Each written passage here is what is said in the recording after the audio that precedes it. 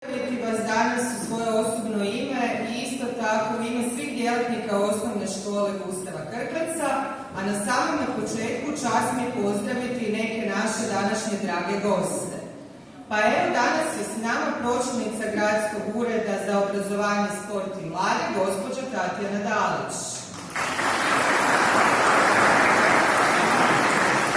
Molim da pljeskom pozdravite i voditelja službe prometne policije, gospodina Krešimira Mišića. Gospodina Željka Vizeca, predsjednika Autokluba Sesvete. Iz ravnateljstva policije dolazi nam i gospodin Boris Orlović.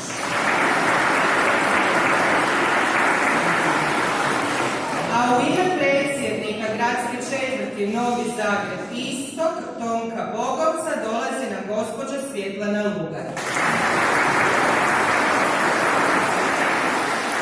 Također pozdravljam sve policijske službenike prometne policije i prometne jedinice mladeži grada Zagreba. Također su s nama ovdje i djelatnici Hrvatskog autokluba i Autokluba Sesvete. Pozdravljam svoje drage kolege ravnatelje osnovnih škola i naše drage kolege učitelje iz Austrije koji će ovdje danas s nama promatrati našu nastavu i cjelokupno natjecanje. A na samom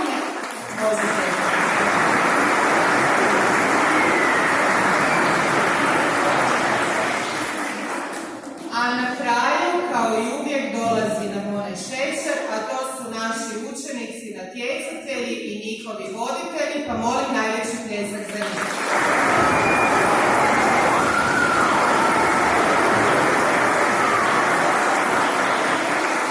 Evo, drago mi je što smo se opet našli ovdje u našoj školi. Prošlo je čak 3 godine, ali nadamo se da više neće toliko proći, da se za godinu dana nađemo ovdje u isto vrijeme i na istome mjestu.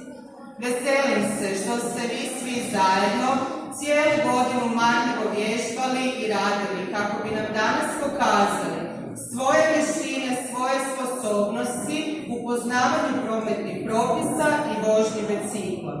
Ujedno tako nadam se da će biti lijepoga vremena, da ćemo moći ovo natjecanje u potpunosti realizirati i na školskom poligonu i želim vam svima puno sreće i uspjeha.